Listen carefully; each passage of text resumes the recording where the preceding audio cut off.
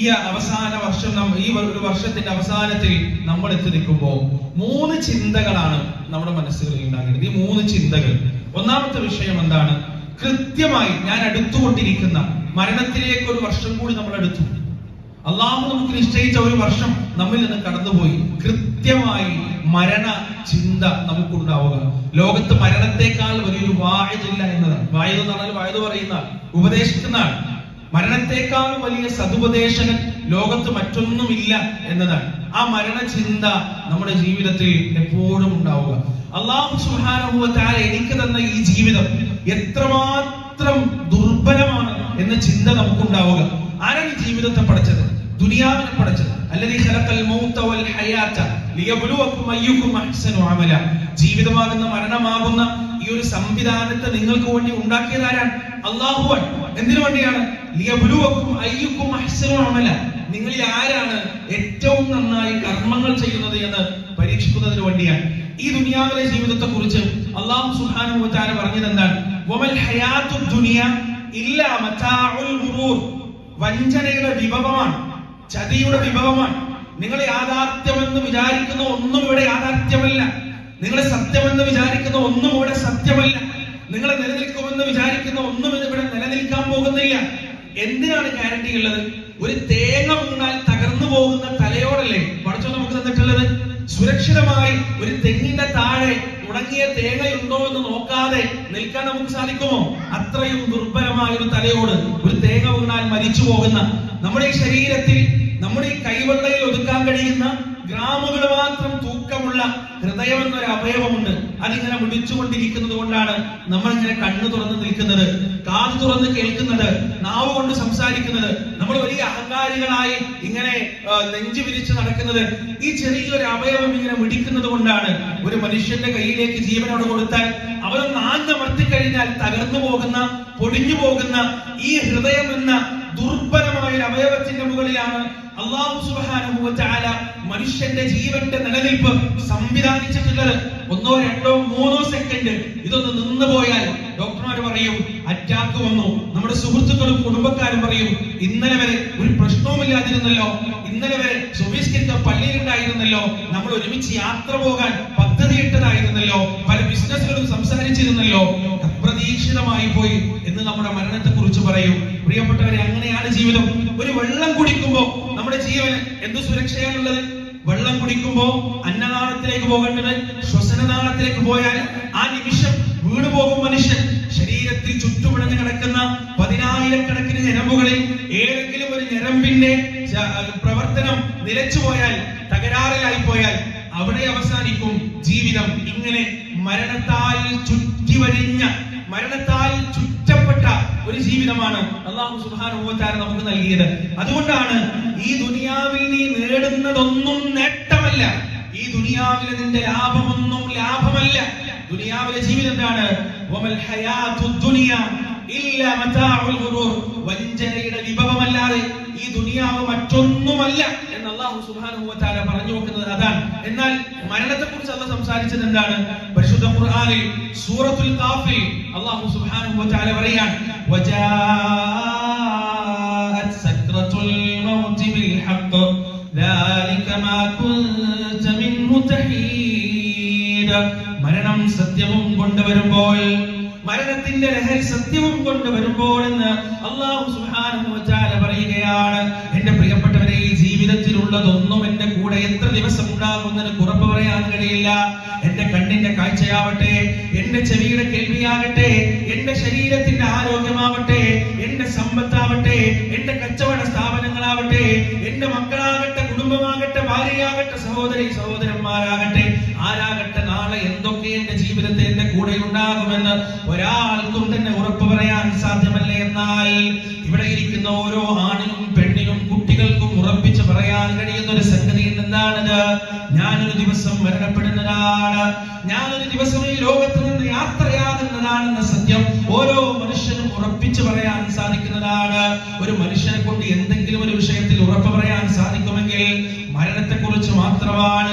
ഇരുന്ന ഇരുപ്പിൽ നിന്ന് എഴുന്നേൽക്കുമെന്ന് ഉറപ്പ് പറയാൻ കഴിയാത്ത മനുഷ്യൻ, യാത്ര തുടങ്ങിയവൻ യാത്ര അവസാനിപ്പിക്കുമെന്ന് ഉറപ്പ് പറയാൻ കഴിയാത്ത മനുഷ്യൻ, ഒരു ഉളവായിലേക്ക് ഇട്ടാൽ അതിറക്കാനുള്ള ആയുസ് തനിക്ക് എന്റെ പ്രിയപ്പെട്ടവരെ, ഏത് മനുഷ്യനും ഉറപ്പ് പറയാൻ സാധിക്കുന്ന ഒരു സംഗതിയാണ് ഞാനൊരു ദിവസം മരിക്കും എന്നത്, ഞാനൊരു ദിവസം ഈ ലോകത്ത് നിന്ന് വിട പറയും എന്നത്. ആ മരണത്തെ കുറിച്ച് റബ്ബ് സുബ്ഹാനഹു വ തആല ആവർത്തിച്ച് നമ്മെ ഉണർത്തി തന്നിട്ടുണ്ട്. പ്രിയപ്പെട്ടവരെ, പള്ളിക്കാട്ടിലേക്ക് കടന്നു ചെല്ലണം. നിങ്ങൾ ഒറ്റക്ക് ആരോരുമില്ലാതെ രാത്രി സമയങ്ങളിലോ പകൽ സമയങ്ങളിലോ പള്ളിക്കാട്ടിലേക്ക് കടന്നുപോയി കഴിഞ്ഞാൽ ആ പള്ളിക്കാട്ടിൽ നിരന്നു നിൽക്കുന്ന നൂറുകണക്കിന് കല്ലുകൾ പലതും നമ്മോട് സംസാരിക്കും. ആ ഖബറാളിയിൽ ഏതെങ്കിലും ഒരു ഖബറാളിയെ എഴുന്നേറ്റ് നിർത്തിയാൽ, അള്ളാഹു ഏതെങ്കിലും ഒരു ഖബറാളിക്ക് ജീവൻ നൽകിയിട്ട് ഒരു ദിവസത്തെ ആയുസ് നിനക്ക് ബാക്കി തന്നിട്ടുണ്ട്, ഒരു ദിവസത്തെ ജീവിതം നിനക്ക് ഇതാ തന്നിരിക്കുകയാണ്, എന്താണ് നിന്റെ ആഗ്രഹം എന്ന് ആ ഖബറാളിയോട് ചോദിച്ചാൽ ആ ഖബറാളിയുടെ മറുപടി എന്തായിരിക്കുമെന്ന് അറിയുമോ? എനിക്ക് സ്വാദിഷ്ടമായ ഭക്ഷണം കഴിക്കണമെന്നല്ല, എനിക്ക് ഏതെങ്കിലും വലിയ രാജ്യങ്ങളിൽ ടൂർ പോകണമെന്നല്ല, എനിക്ക് ട്രിപ്പ് പോകണമെന്നല്ല, എനിക്ക് വലിയ സമ്പാദ്യം ഉണ്ടാക്കണമെന്നല്ല, ഒരു ദിവസമെങ്കിലും ഈ ലോകത്തിന്റെ രാജാവായി എനിക്ക് കഴിഞ്ഞുകൂടണമെന്നല്ല. മറിച്ച് ആ മനുഷ്യൻ പറയുന്ന ആഗ്രഹം എന്തായിരിക്കുമെന്ന് അറിയുമോ? റബ്ബേ, നിന്റെ മുന്നിൽ പാപങ്ങൾ മുഴുവൻ ഏറ്റുപറഞ്ഞുകൊണ്ട് തൗബ ചെയ്യാനുള്ള അവസരം എനിക്ക് തരണം, എനിക്ക് നിന്റെ മുന്നിൽ തൗബ ചെയ്യണം, പാപങ്ങൾ മുഴുവൻ കഴുകിക്കളയണം റബ്ബേ. ഒന്നാമത്തെ ആഗ്രഹം അതാണ്. രണ്ടാമത്തെ ആഗ്രഹം എന്താണ്? ഞാൻ തെറ്റിപ്പിരിഞ്ഞു പോയ ഒരുപാട് മനുഷ്യരുണ്ട്, മുഖം തിരിച്ചറിഞ്ഞ ഒരുപാട് മനുഷ്യരുണ്ട്, വൈരാഗ്യത്തോടെ ജീവിതകാലത്തിൽ പെരുമാറിയ ഒരുപാട് മനുഷ്യരുണ്ട്. അവരോട് എനിക്കൊന്ന് സലാം പറയണം, അവരോട് എനിക്കൊന്ന് മാപ്പ് ചോദിക്കണം, അവരെ ഒന്ന് എനിക്ക് കെട്ടിപ്പിടിക്കണം. എന്നിട്ട് ഈ ലോകത്തുള്ള എല്ലാ വൈരാഗ്യങ്ങളെയും എല്ലാ ദേഷ്യങ്ങളെയും കഴുകിക്കളയണം.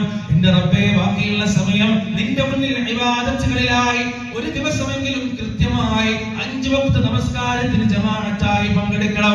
ഒരു ദിവസമെങ്കിലും നിന്റെ പരിശുദ്ധ ഖുർആനിന്റെ മുന്നിൽ മനസ്സമാധാനത്തോടെ സമയം ചെലവഴിക്കണം. ഒരു ദിവസമെങ്കിലും റബ്ബേ നിന്റെ അദ്കാറുകളിൽ മുഴുകിക്കൊണ്ട്, നിന്റെ സ്മരണയിൽ മുഴുകിക്കൊണ്ട് ഈ അനശ്വരമായ ലോകത്തിന് വേണ്ടിയുള്ള സമ്പാദ്യത്തിന്റെ വിഷയത്തിൽ എനിക്ക് മുഴുകിക്കഴിയണം. ഒരു ഖബറാളിയെ എഴുന്നേൽപ്പിച്ച് നിർത്തി കഴിഞ്ഞാൽ ആ ഖബറാളിയുടെ ഏറ്റവും വലിയ ആഗ്രഹമായിരിക്കും എന്റെ പ്രിയപ്പെട്ടവരെ അത് ഒരു ദിവസം കൊടുത്തു കഴിഞ്ഞാൽ. എന്നാൽ ഇതാ നമ്മുടെ മുന്നിൽ അല്ലാഹു സുബ്ഹാനഹു വ തആല ഒരുപാട് ദിവസം മുന്നോട്ട് തന്നിരിക്കുന്നു.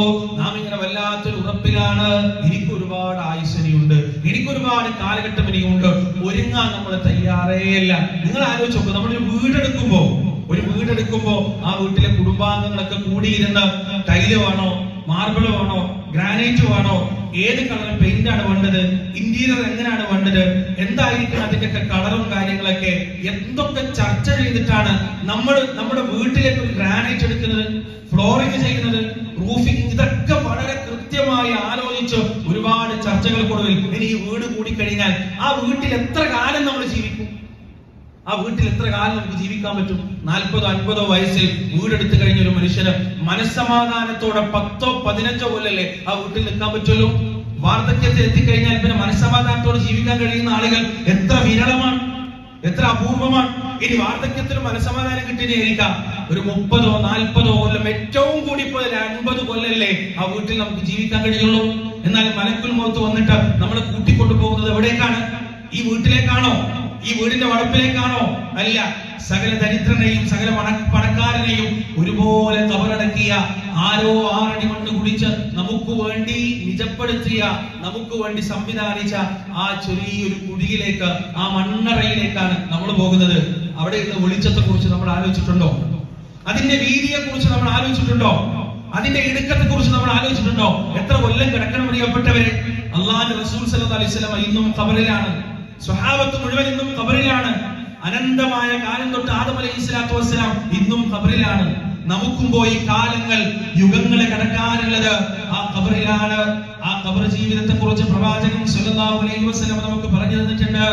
ഒരു അൻസാരിയുടെ മയ്യത്ത് ഖബറടക്കിയതിനു ശേഷം അല്ലാഹുവിന്റെ റസൂൽ ആ ഖബറിന്റെ പരിസരത്തിൽ ഇരുന്നുകൊണ്ട് പറയുകയാണ്, ഇസ്തഈദു ബില്ലാഹി മിൻ അദാബിൽ ഖബർ, ഇസ്തഈദു ബില്ലാഹി മിൻ അദാബിൽ ഖബർ മറത്തൈനി ഔ തലാത. 2 വട്ടമോ 3 വട്ടമോ അല്ലാഹുവിന്റെ റസൂൽ ഇങ്ങനെ പറഞ്ഞിട്ടുണ്ട്.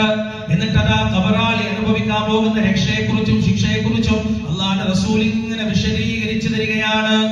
നല്ലൊരു മനുഷ്യനാണെങ്കിൽ ആ ഖബറിൽ അല്ലാഹു അവന് നൽകുന്നത് എന്താണ്? സുഖനിദ്രയാണ്, വിശ്രമമാണ്, സമാധാനത്തോടു കൂടിയുള്ള ഉറക്കമാണ്. അത് പ്രവാചകൻ സല്ലല്ലാഹു അലൈഹി വസല്ലമ കൃത്യമായി നമുക്ക് പറഞ്ഞു പറഞ്ഞു തന്നിട്ടുണ്ട്.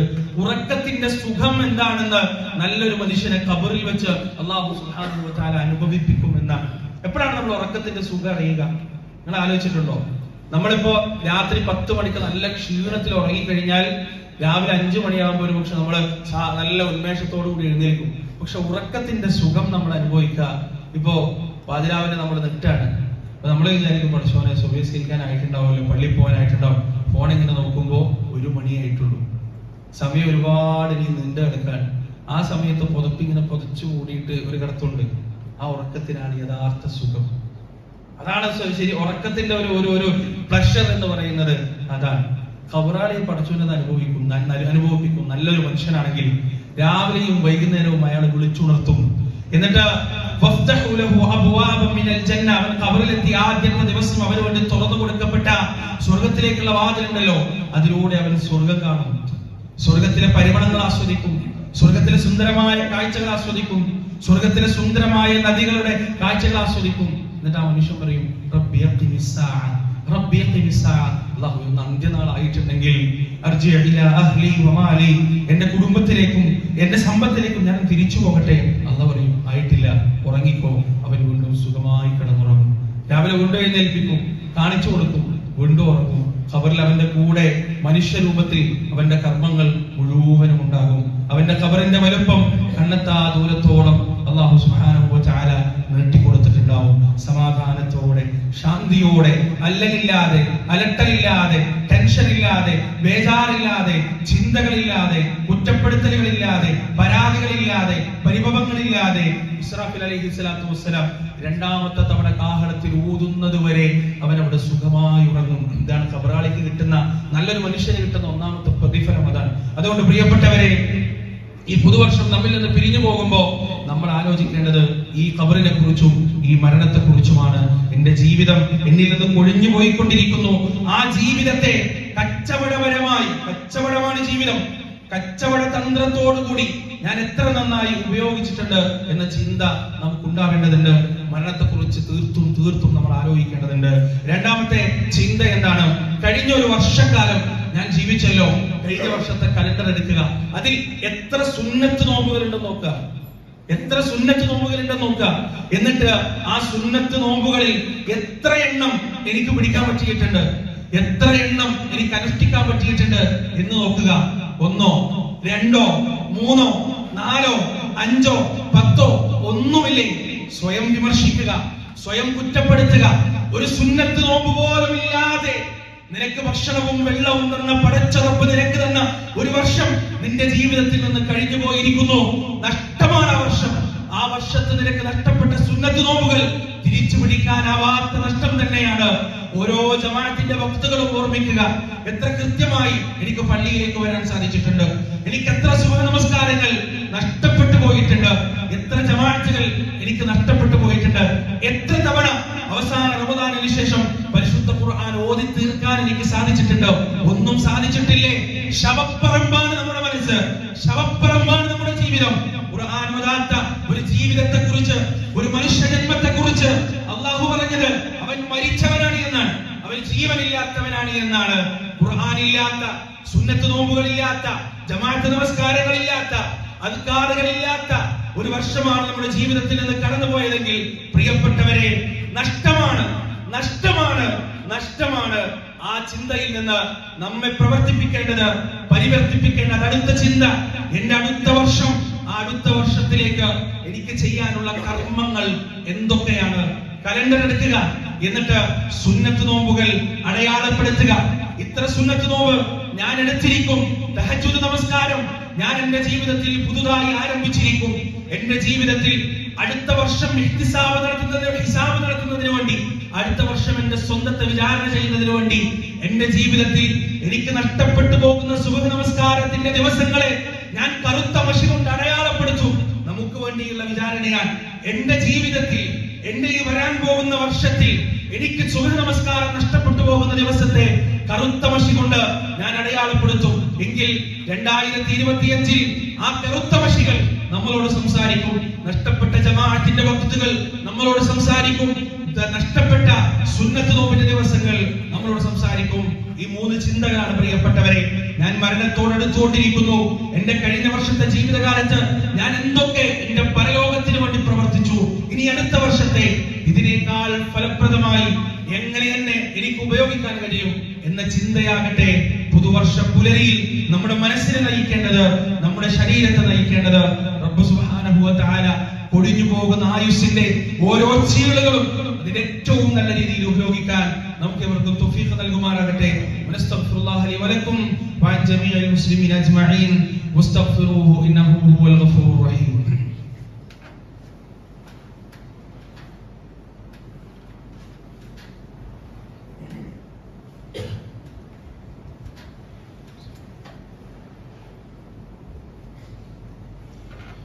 بسم الله الرحمن الرحيم. الحمد لله رب العالمين. الصلاة والسلام على رسول الأمين وعلى آله وأصحابه أجمعين. أما بعد. يا أيها الذين آمنوا اتقوا الله حق تقاته ولا تموتن إلا وأنتم مسلمون. ഒരിക്കൽ കൂടി അല്ലാഹുവിനെ സൂക്ഷിച്ച് ജീവിക്കണമെന്ന് സ്വന്തത്തോടും നിങ്ങളോടും വസിയത്ത് ചെയ്യുകയാണ്. പ്രിയപ്പെട്ടവരെ, ഒരു മുസ്ലിം അവന്റെ ജീവിതത്തിന്റെ എല്ലാ മേഖലകളിലും കൃത്യമായ നിലപാടുകൾ ഉണ്ടാകേണ്ടവനാണ്. അവന്റെ വിശ്വാസപരമായ മേഖലയിൽ അവൻ കൃത്യമായ നിലപാടുള്ളവരാണ്. അവന്റെ കർമ്മപരമായ മേഖലകളിൽ കൃത്യമായ നിലപാടുകൾ ഉണ്ടാവേണ്ടതുണ്ട്. നിലപാടുകൾ മാറ്റുന്നവരുടെ കൂട്ടത്തിൽ മുസ്ലിങ്ങൾ ഉണ്ടാകാൻ പാടില്ല. പ്രത്യേകിച്ച് അഖീദയുടെ വിഷയത്തിൽ, ജീവിതത്തിൽ കൊണ്ടു നടക്കുന്ന ആചാരാനുഷ്ഠാനങ്ങളുടെ വിഷയത്തിൽ, അതുപോലെ തന്നെ ധാർമ്മികമായ വിഷയങ്ങളിൽ വളരെ അപകടകരമായ നിലപാടുകൾ സ്വീകരിച്ചു കൊണ്ടിരിക്കുന്ന ഒരു കാലഘട്ടത്തിലാണ് ഞാനും നിങ്ങളും ജീവിക്കുന്നത്. ക്യാമ്പസുകളിലേക്ക് പോയി നിങ്ങൾ ഒരു മൈക്കെടുത്തിട്ട് കുട്ടികളുടെ വായക്കരികിലേക്ക് വെച്ചുകൊടുത്ത് ചില ചോദ്യങ്ങൾ ചോദിച്ചാൽ തട്ടമിട്ട കുട്ടികൾ പോലും അത്ഭുതപ്പെടുത്തുന്ന മറുപടികളാണ് പറഞ്ഞുകൊണ്ടിരിക്കുന്നത്. LGBTQ കുറിച്ച്, ഹോമോസെക്ഷാലിറ്റിയെ കുറിച്ച്, ലിബറലിസത്തെ കുറിച്ച്, മിശ്രവിവാഹങ്ങളെ കുറിച്ചെല്ലാം ചോദ്യം ചോദിക്കുമ്പോൾ വളരെ അപകടകരമായി ഇനി അടുത്ത തലമുറ ഏത് രീതിയിലേക്കാണ് പോവുക എന്ന് നമ്മൾ ആശങ്കിച്ചു പോകുന്ന തരത്തിലുള്ള മറുപടികളാണ് അവർ പറഞ്ഞുകൊണ്ടിരിക്കുന്നത്. പ്രിയപ്പെട്ടവരെ, ശക്തമായ പ്രബോധനം ഇതിനാവശ്യമാണ്. ശക്തമായ ദഅവത്ത് ഇതിനാവശ്യമാണ്. യഥാർത്ഥ മുസ്ലിമിന്റെ യഥാർത്ഥ നിലപാടുകളെ കുറിച്ച് പറഞ്ഞു കൊടുക്കാനുള്ള ബാധ്യത ഓരോ ഉമ്മത്തിലെ അംഗങ്ങൾക്കും ഉണ്ട് എന്ന് മനസ്സിലാക്കുക. ആ ബാധ്യതയുടെ പൂർത്തീകരണം എന്നോണമാണ് ഈ വരുന്ന 30-31, അതായത് നാളെയും മറ്റന്നാളെയും എറണാകുളത്ത് കലൂരിൽ വെച്ച് വലിയ യുവജന സംഗമം നടത്താൻ പോകുന്നത്. 25,000-ലധികം യുവാക്കൾ പങ്കെടുക്കുന്ന, പ്രതിനിധികളായി പങ്കെടുക്കുന്ന ആ മഹാസമ്മേളനം യഥാർത്ഥത്തിൽ ഉദ്ദേശിക്കുന്നത് കേരളത്തിന്റെ മുക്കും മൂലകളിലേക്ക്, ഗ്രാമങ്ങളിലേക്കും നഗരങ്ങളിലേക്കും പട്ടണങ്ങളിലേക്കുമെല്ലാം യഥാർത്ഥ നിലപാടുകൾ വെളിച്ചവുമായി കടന്നു ചെല്ലുന്ന, ദഅവത്തിന്റെ ദീപശിഖയുമായി കടന്നു ചെല്ലുന്ന പ്രബോധകന്മാരെ വാർത്തെടുക്കുക എന്നതാണ്. ഒരു ദിവസത്തെ തസ്കിയത്തിലൂടെ, ഒരു ദിവസത്തെ തർബീയത്തിലൂടെ നിലപാടിന്റെ ശക്തി വർദ്ധിപ്പിച്ച് അള്ളാഹുവിന്റെ മതത്തിന് വേണ്ടി നിലകൊണ്ട് അതിനുവേണ്ടി ദഅവത്ത് ചെയ്യുന്ന ഒരു യുവജന വിഭാഗത്തെ വാർത്തെടുക്കുക എന്നതാണ് ആ സമ്മേളനത്തിന്റെ ലക്ഷ്യം. അതുമായി ബന്ധപ്പെട്ട് കേരളക്കരയിലുടനീളം ഒട്ടനവധി ദഅവ പ്രവർത്തനങ്ങൾ നടന്നുകൊണ്ടിരിക്കുന്നു, ഇന്നും നടന്നുകൊണ്ടിരിക്കുന്നു. ഈ സമ്മേളനം കഴിഞ്ഞാൽ വീണ്ടും അതുമായി അനുബന്ധിച്ച് നടന്നുകൊണ്ടിരിക്കും ഇൻഷാ അല്ലാഹ്. അതോടൊപ്പം പറയാനുള്ളത്, നമ്മുടെ വളരെ വേണ്ടപ്പെട്ട +2 പഠിക്കുന്ന ഒരു കുട്ടിയും അതുപോലെ തന്നെ വേണ്ടപ്പെട്ട ഒരാളും സുഖമില്ലാതെ ഹോസ്പിറ്റലിലാണ്. അവർക്ക് വേണ്ടി ആത്മാർത്ഥമായി പ്രാർത്ഥിക്കുക. അല്ലാഹു സുബ്ഹാനഹു വ തആല അവരുടെ അസുഖം എത്രയും പെട്ടെന്ന് പരിപൂർണമായി ശിഫ നൽകുമാറാകട്ടെ. ആരോഗ്യത്തോടുകൂടി ദീർഘായുസ് അല്ലാഹു സുബ്ഹാനഹു വ തആല അവർക്ക് നൽകുമാറാകട്ടെ. എല്ലാ തരത്തിലുള്ള രോഗങ്ങളിൽ നിന്നും, അസുഖങ്ങളിൽ നിന്നും, പ്രയാസങ്ങളിൽ നിന്നും റബ്ബ് സുബ്ഹാനഹു വ തആല നമ്മയും നമ്മുടെ കുടുംബത്തെയും നമ്മുടെ അയൽവാസികളെയും നമ്മുടെ ഗുരുനാഥന്മാരെയും കാത്തു സംരക്ഷിക്കുമാറാകട്ടെ. അല്ലാഹുവേ, ഞങ്ങളിൽ നിന്ന് വന്നുപോയ ചെറുതും വലുതുമായ തെറ്റുകുറ്റങ്ങൾ നീ ഞങ്ങൾക്ക് പുറത്തു മാപ്പാക്കി തരണേ അല്ലാഹ്. ജീവിതത്തിന്റെ അകവും പുറവും ഒരുപോലെ ശുദ്ധമാക്കി കാത്തു സൂക്ഷിക്കുന്നവരുടെ കൂട്ടത്തിൽ ഞങ്ങളെ നീ ഉൾപ്പെടുത്തണേ റബ്ബേ. ലാ ഇലാഹ ഇല്ലല്ലാഹ് എന്ന വഹ്ദാനിയത്തിന്റെ കലിമത്ത് നിരുപാധികം അതിന്റെ വാഹകരും പ്രചാരകരുമായി മാറാൻ ഞങ്ങൾക്ക് നീ തൗഫീഖ് നൽകണേ റബ്ബേ. അവസാനം നിന്നിലേക്ക് മരിച്ചു തിരിച്ചു വരുമ്പോൾ ഹൃദയത്തിൽ ഉറപ്പിച്ചുകൊണ്ട് നാവുകൊണ്ട് ലാ ഇലാഹ ഇല്ലല്ലാഹ് എന്ന പ്രോജ്വലമായ തഹ്ലീലിന്റെ കലിമത്ത് ഉച്ചരിച്ചുകൊണ്ട് നിന്നിലേക്ക് മടങ്ങി വരാൻ ഞങ്ങൾക്ക് നീ തൗഫീഖ് നൽകണേ അല്ലാഹ്. اللهم اغفر للمؤمنين والمؤمنات والمسلمين والمسلمات الأحياء منهم والأموات إنك مجيب الدعوات يا قاضي الحاجات. ربنا آتنا في الدنيا حسنة وفي الآخرة حسنة وقنا عذاب النار. ربنا تقبل منا إنك أنت السميع العليم وتب علينا إنك أنت التواب الرحيم. وصلى الله على نبينا